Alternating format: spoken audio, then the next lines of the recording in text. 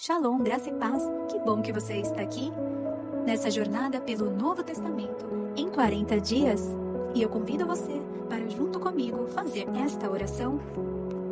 Bendito Deus e eterno Pai, eu louvo o teu santo nome, porque é santo e digno de honra. Eu te adoro, pois és o meu Deus, e peço que glorifiques a ti mesmo na minha vida. Sonda-me e purifica-me de tudo o que te desagrada, em nome do teu Filho amado Jesus Cristo. Perdoa-me, assim como eu perdoo aos outros. Obrigada por sua provisão, proteção e fidelidade na minha vida. E como está dito, tu abres tua mão e satisfazes todo ser vivo com favor. Bendito és tu, ó Eterno, que alimenta a todos. Obrigada por me convidar para uma comunhão diária contigo. Desperta, ó Senhor, aos que dormem. Ensina-me, Senhor, a orar, a curvar-me com alegria na adoração e confessar livremente quaisquer e todos os pecados. Agradeço-te com um coração humilde a orar por mim mesmo e também pelas pessoas, tudo para a tua glória, ó Deus. Ensina-nos a tua palavra, revela-nos a tua santa palavra. No nome de Jesus Cristo eu oro. Amém. Então pega a sua Bíblia e vamos junto nessa jornada pelos Evangelhos Sagrados de Cristo. Dia 21, Atos capítulo 16 ao 20. Timóteo acompanha Paulo e Silas. Chegou a Derbe e depois a Listra, onde vivia um discípulo chamado Timóteo. Sua mãe era uma judia, convertida, e seu pai era grego. Os irmãos de Listra e Icônio davam um bom testemunho dele. Paulo, querendo levá-lo na viagem, circuncidou-o por causa dos judeus que viviam naquela região, pois todos sabiam que seu pai era grego. Nas cidades por onde passavam, transmitiam as decisões tomadas pelos apóstolos e presbíteros em Jerusalém, para que fossem obedecidas. Assim, as igrejas eram fortalecidas na fé e cresciam em número cada dia. A visão de Paulo em Troade. Paulo e seus companheiros viajaram pela região da Frígia e da Galácia, tendo sido impedido pelo Espírito Santo de pregar a palavra na província da Ásia. Quando chegaram à fronteira da Mísia, tentaram entrar na Bitínia, mas o Espírito de Jesus os impediu. Então, contornaram a Mísia e desceram a Troade. Durante a noite, Paulo teve uma visão, na qual um homem da Macedônia estava em pé e lhe suplicava: passe a Macedônia e ajude-nos. Depois que Paulo teve essa visão, preparamo-nos imediatamente para partir para a Macedônia, concluindo que Deus nos tinha chamado para lhes pregar o Evangelho. A conversão de Lídia em Filipos. Partindo de Troade, navegamos diretamente para Samotrácia e, no dia seguinte, para Neápolis. Dali, partimos para Filipos. Na Macedônia, que é colônia romana, é a principal cidade daquele distrito, ali ficamos vários dias. No sábado, saímos da cidade e fomos para a beira do rio, onde esperávamos encontrar um lugar de oração. Sentamo-nos e começamos a conversar com as mulheres que haviam se reunido ali. Uma das que ouviam era uma mulher temente a Deus, chamada Lídia, vendedora de tecido de púrpura, da cidade de Tiatira. O Senhor abriu seu coração para atender a mensagem de Paulo. Tendo sido batizada, bem como os de sua casa, ela nos convidou dizendo: se os senhores me consideram uma crente no Senhor, venham ficar em minha casa. E nos convenceu.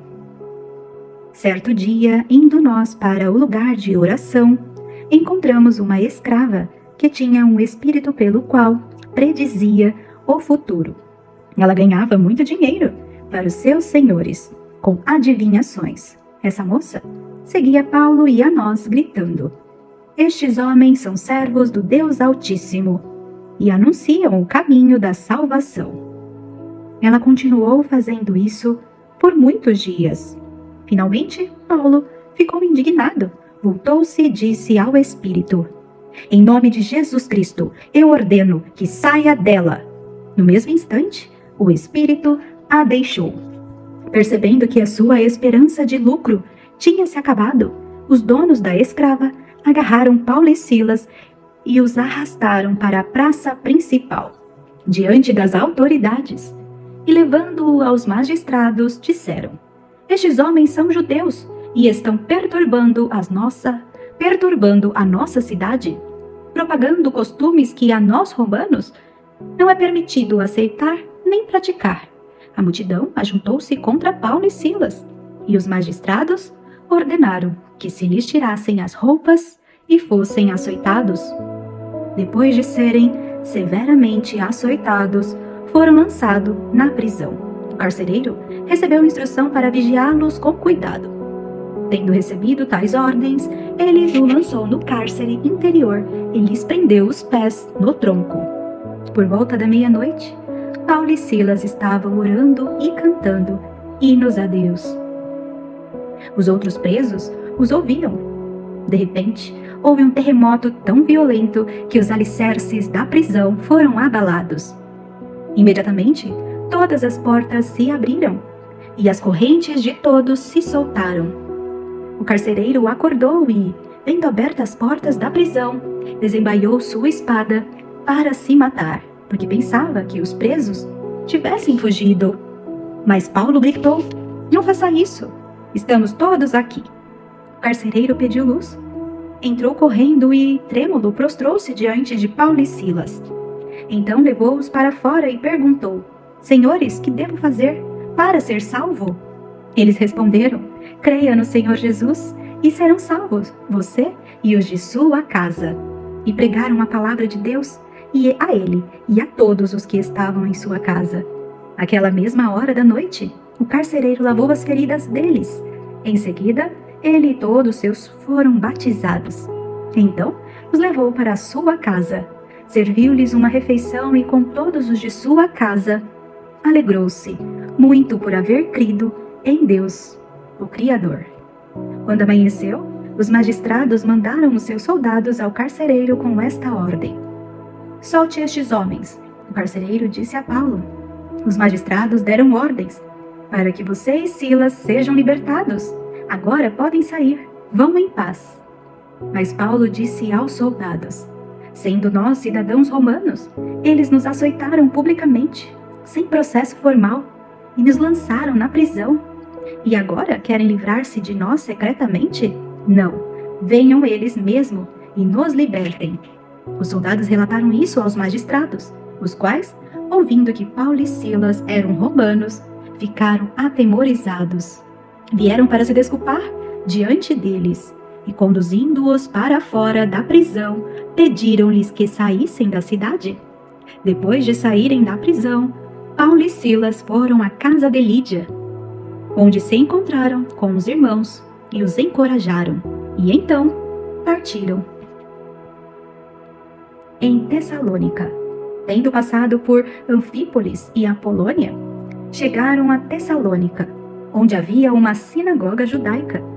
Segundo o seu costume, Paulo foi à sinagoga e por 3 sábados discutiu com eles com base nas Escrituras, explicando e provando que o Cristo deveria sofrer e ressuscitar dentre os mortos. E dizia: Este Jesus que proclamo é o Cristo? Alguns dos judeus foram persuadidos e se uniram a Paulo e Silas, bem como muitos gregos temente a Deus, e não poucas mulheres de alta posição. Mas os judeus ficaram com inveja. Reuniram alguns homens perversos, dentre os desocupados e com a multidão. Iniciaram um tumulto na cidade. Invadiram a casa de Jason em busca de Paulo e Silas, a fim de trazê-lo para o meio da multidão. Contudo, não os achando, arrastaram Jason e alguns outros irmãos para diante dos oficiais da cidade, gritando: Esses homens, que têm causado alvoroço por todo o mundo, agora chegaram aqui, e Jason os recebeu em sua casa. Todos eles estão agindo contra os decretos de César, dizendo que existe um outro rei, chamado Jesus. Ouvindo isso, a multidão e os oficiais da cidade ficaram agitados. Então, receberam de Jason e dos outros a fiança estipulada e o soltaram. Em Bereia, Logo que anoiteceu, os irmãos enviaram Paulo e Silas para Bereia. Chegando ali, eles foram à sinagoga judaica. Os bereanos eram mais nobres do que os tessalonicenses, pois receberam a mensagem com grande interesse, examinando todos os dias as Escrituras, para ver se tudo era assim mesmo. E creram muito dentre os judeus e também um bom número de mulheres gregas de elevada posição, e não poucos homens gregos. Quando os judeus de Tessalônica ficaram sabendo que Paulo estava pregando a palavra de Deus em Bereia, dirigiram-se também para lá, agitando e alvoroçando as multidões. Imediatamente os irmãos enviaram Paulo para o litoral, mas Silas e Timóteo permaneceram em Bereia. Os homens que foram com Paulo o levaram até Atenas, partindo depois com instruções para que Silas e Timóteo se juntassem a ele, tão logo fosse possível. Em Atenas, enquanto esperava por eles, Paulo ficou profundamente indignado ao ver que a cidade estava cheia de ídolos. Por isso, discutia na sinagoga com os judeus e com os gregos, tementes a Deus, bem como na praça principal, todos os dias, com aqueles que por ali se encontravam. Alguns filósofos epicureus e estoicos começaram a discutir com ele. Alguns perguntavam: o que está tentando dizer esse tagarela? Outros diziam: parece que ele está anunciando deuses estrangeiros. Pois Paulo estava pregando as boas novas a respeito de Jesus e da ressurreição. Então levaram a uma reunião do Areópago, aonde lhe perguntaram: podemos saber que novo ensino é esse que você está anunciando, Paulo? Você está nos apresentando algumas ideias estranhas e queremos saber o que elas significam. Todos os atenienses e estrangeiros que ali viviam não se preocupavam com outra coisa senão falar ou ouvir as últimas novidades. Então Paulo levantou-se na reunião do Areópago e disse: atenienses, vejo que em todos os aspectos vocês são muito religiosos, pois, andando pela cidade, observei cuidadosamente seus objetos de culto e encontrei até um altar com esta inscrição: ao Deus desconhecido. Ora, o que vocês adoram, apesar de não conhecerem, eu lhes anuncio. O Deus que fez o mundo e tudo que nele há é o Senhor dos céus e da terra, e não habita em santuários feitos por mãos humanas. Ele não é servido por mãos de homens, como se necessitasse de algo, porque ele mesmo dá a todos a vida, o fôlego e as demais coisas. De um só fez ele todos os povos, para que povoassem toda a terra, tendo determinado os tempos anteriormente estabelecidos, e os lugares exatos em que deveriam habitar. Deus fez isso para que os homens o buscassem, e talvez, tateando, pudessem encontrá-lo, embora não esteja longe de cada um de nós, pois nele vivemos, nos movemos e existimos. Como disseram alguns dos poetas de vocês, também somos descendentes dele. Assim, visto que somos descendência de Deus, não devemos pensar que a divindade é semelhante a uma escultura de ouro, prata ou pedra, feita pela arte e imaginação do homem. No passado, Deus não levou em conta essa ignorância, mas agora ordena que todos, em todo lugar, se arrependam, pois estabeleceu um dia em que há de julgar o mundo com justiça, por meio do homem que designou, e deu provas disso a todos, ressuscitando-o dentre os mortos. Quando ouviram sobre a ressurreição dos mortos, alguns deles zombaram, e outros disseram: a esse respeito, nós o ouviremos outra vez. Com isso, Paulo retirou-se do meio deles.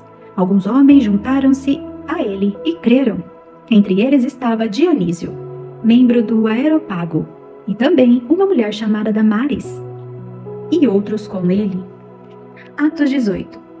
Em Corinto. Depois disso, Paulo saiu de Atenas e foi para Corinto.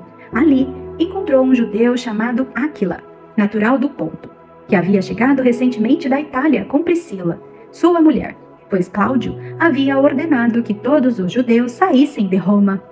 Paulo foi vê-los, e uma vez que tinha a mesma profissão, ficou morando e trabalhando com eles, pois eram fabricantes de tendas. Todos os sábados ele debatia na sinagoga e convencia judeus e gregos. Depois que Silas e Timóteo chegaram da Macedônia, Paulo se dedicou exclusivamente à pregação, testemunhando aos judeus que Jesus era o Cristo. Opondo-se eles e lançando maldições, Paulo sacudiu a roupa e lhes disse: caia sobre a cabeça de vocês o seu próprio sangue. Estou livre da minha responsabilidade. De agora em diante, irei para os gentios. Então Paulo saiu da sinagoga e foi para a casa de Tício Justo, que era temente a Deus e que morava ao lado da sinagoga. Crispo, chefe da sinagoga, creu no Senhor, ele e toda a sua casa. E, dos coríntios que o ouviam, muitos criam e eram batizados. Certa noite, o Senhor falou a Paulo em visão: não tenha medo, continue falando e não fique calado, pois estou com você, e ninguém vai lhe fazer mal ou feri-lo. Assim, Paulo ficou ali durante 1 ano e meio, ensinando-lhes a palavra de Deus. Sendo Gálio procônsul da Acaia, os judeus fizeram em conjunto um levante contra Paulo e o levaram ao tribunal, fazendo a seguinte acusação: este homem está persuadindo o povo a adorar a Deus de maneira contrária à lei. Quando Paulo ia começar a falar, Gálio disse aos judeus: se vocês judeus estivessem apresentando queixa de algum delito ou crime grave, seria razoável que eu os ouvisse. Mas, visto que se trata de uma questão de palavras e nomes de sua própria lei, resolvam o problema vocês mesmos. Não serei juiz destas coisas. E mandou expulsá-los do tribunal. Então todos se voltaram contra Sóstenes, o chefe da sinagoga, e o espancaram diante do tribunal. Mas Gálio não demonstrou nenhuma preocupação com isso. Priscila, Áquila e Apolo. Paulo permaneceu em Corinto por algum tempo. Depois despediu-se dos irmãos e navegou para a Síria, acompanhado de Priscila e Áquila. Antes de embarcar, rapou a cabeça em Secreia, devido a um voto que havia feito. Chegaram a Éfeso, onde Paulo deixou Priscila e Áquila. Ele, porém, entrando na sinagoga, começou a debater com os judeus, pedindo eles que ficasse mais tempo, não cedeu. Mas, ao partir, prometeu: voltarei se for da vontade de Deus. Então, embarcou, partiu de Éfeso. Ao chegar a Cesareia, subiu até a igreja para saudá-la. E depois desceu para Antioquia. Depois de passar algum tempo em Antioquia, Paulo partiu dali e viajou por toda a região da Galácia e da Frígia, fortalecendo todos os discípulos. Enquanto isso, um judeu chamado Apolo, natural de Alexandria, chegou a Éfeso. Ele era homem culto e tinha grande conhecimento das Escrituras. Fora instruído no caminho do Senhor e com grande fervor falava e ensinava com exatidão acerca de Jesus. Embora conhecesse apenas o batismo de João, logo começou a falar corajosamente na sinagoga. Quando Priscila e Áquila o ouviram, convidaram-no para ir à sua casa e lhe explicaram com mais exatidão o caminho de Deus. Querendo ele ir para Acaia, os irmãos o encorajaram e escreveram aos discípulos que o recebessem. Ao chegar, ele auxiliou muito os que pela graça havia crido, pois refutava vigorosamente os judeus em debate, provando pelas Escrituras que Jesus é o Cristo. Paulo em Éfeso. Enquanto Apolo estava em Corinto, Paulo, atravessando as regiões altas, chegou a Éfeso. Ali, encontrou alguns discípulos e lhes perguntou: vocês receberam o Espírito Santo quando creram? Eles responderam: não, nem sequer ouvimos que existe o Espírito Santo. Então, que batismo vocês receberam? Perguntaram Paulo. O batismo de João. Responderam eles. Disse Paulo: o batismo de João foi um batismo de arrependimento. Ele dizia ao povo que cresce naquele que viria depois dele, isto é, em Jesus. Ouvindo isso, eles foram batizados no nome do Senhor Jesus. Quando Paulo lhes impôs as mãos, veio sobre eles o Espírito Santo e começaram a falar em línguas e a profetizar. Eram ao todo uns 12 homens.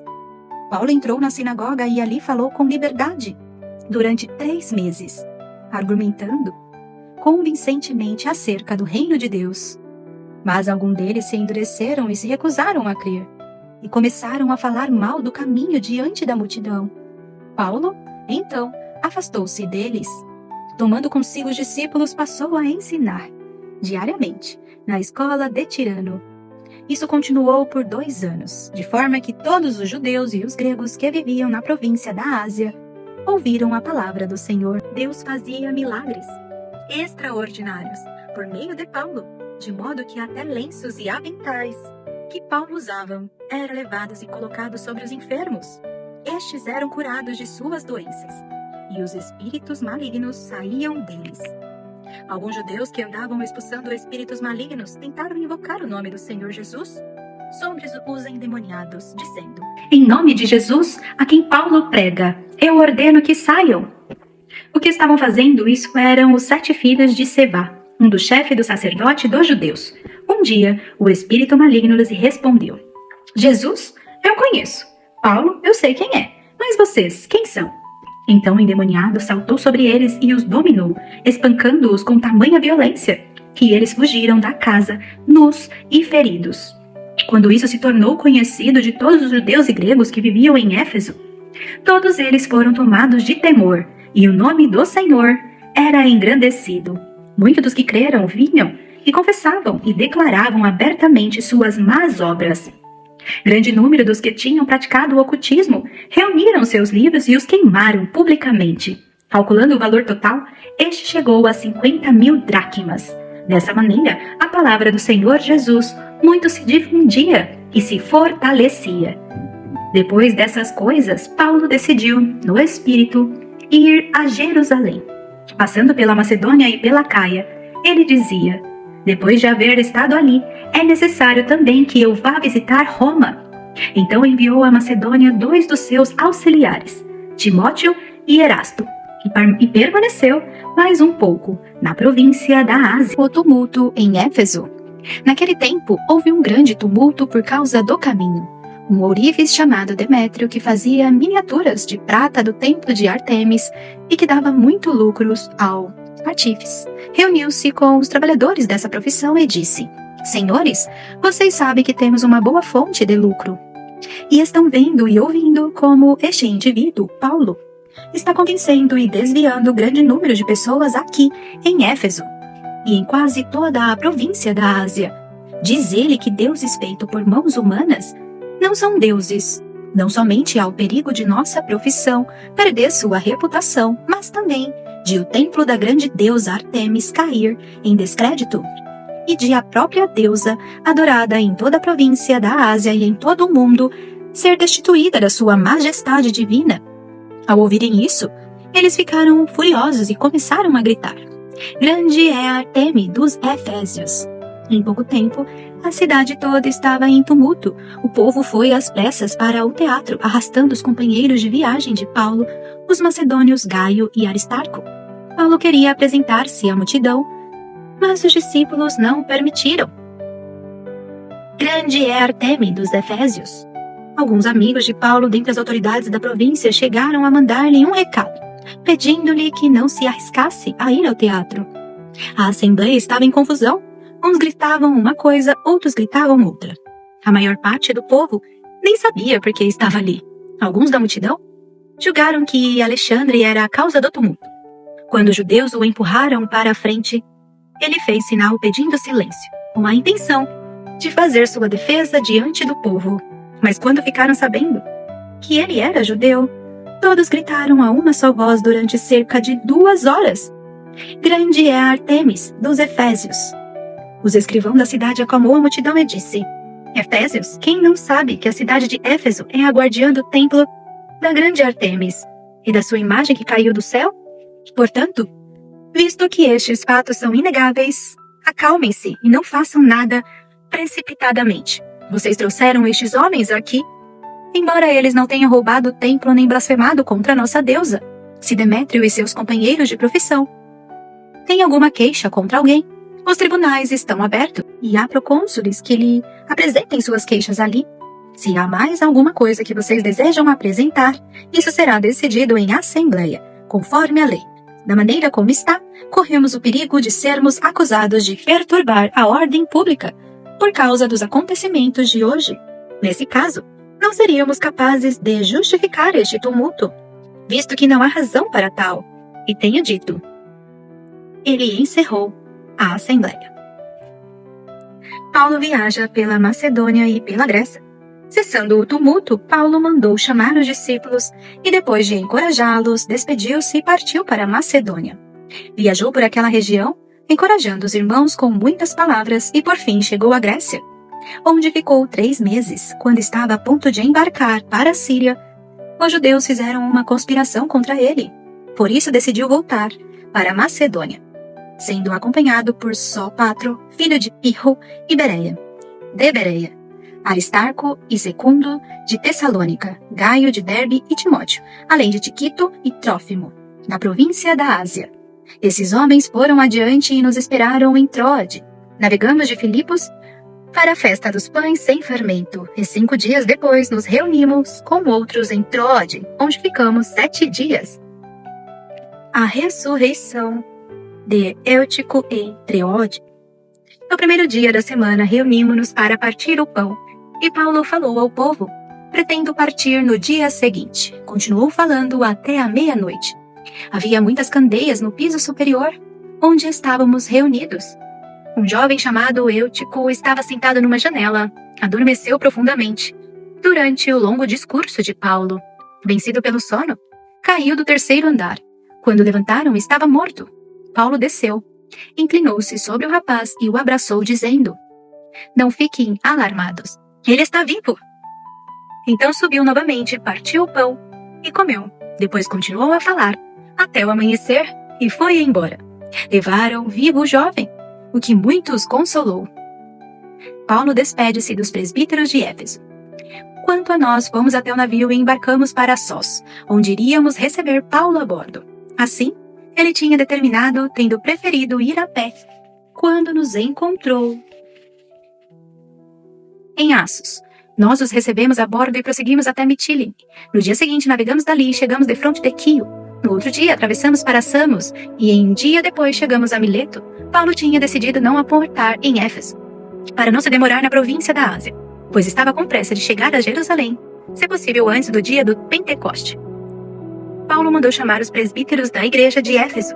Quando chegaram, ele lhes disse: vocês sabem como vivi todo o tempo em que estive com vocês. Desde o primeiro dia em que cheguei à província da Ásia, servir ao Senhor com toda a humildade e com lágrimas, sendo severamente provado pelas conspirações dos judeus. Vocês sabem que não deixei de pregar a vocês nada que fosse proveitoso, mas ensinei tudo publicamente e de casa em casa. Justifiquei tanto a judeus como a gregos, que eles precisam converter-se a Deus com arrependimento e fé em nosso Senhor Jesus Cristo. Agora, compelido pelo Espírito Santo, estou indo para Jerusalém, sem saber o que me acontecerá lá. Só sei que, em todas as cidades, o Espírito Santo me avisa que prisões e sofrimento me esperam. Todavia, não me importo nem considero a minha vida de valor algum para mim, se não tão somente puder terminar a corrida e completar o ministério que o Senhor Jesus me confiou de testemunhar o Evangelho da graça de Deus. Agora sei que nenhum de vocês, entre os quais passei pregando o reino, verá novamente a minha face. Portanto, eu declaro hoje que estou inocente do sangue de todos, pois não deixei de proclamar a vocês toda a vontade de Deus. Cuidem de vocês mesmos e de todo o rebanho, sobre qual o Espírito Santo os designou como bispos para pastorearem a igreja de Deus, que ele comprou com seu próprio sangue. Sei que, depois da minha partida, lobos ferozes penetrarão no meio de vocês, não pouparão o rebanho. E dentre vocês mesmos se levantarão homens que torcerão a verdade, a fim de atrair os discípulos. Por isso, vigiem. Lembre-se de que, durante 3 anos, jamais cessei de advertir cada um de vocês disso, noite e dia com lágrimas. Agora eu os entrego a Deus e à palavra da sua graça, que pode edificá-los e dar-lhes heranças entre todos os que são santificados. Não cobicei a prata nem o ouro, nem as roupas de ninguém. Vocês mesmos sabem que estas minhas mãos supriram minhas necessidades e a de meus companheiros.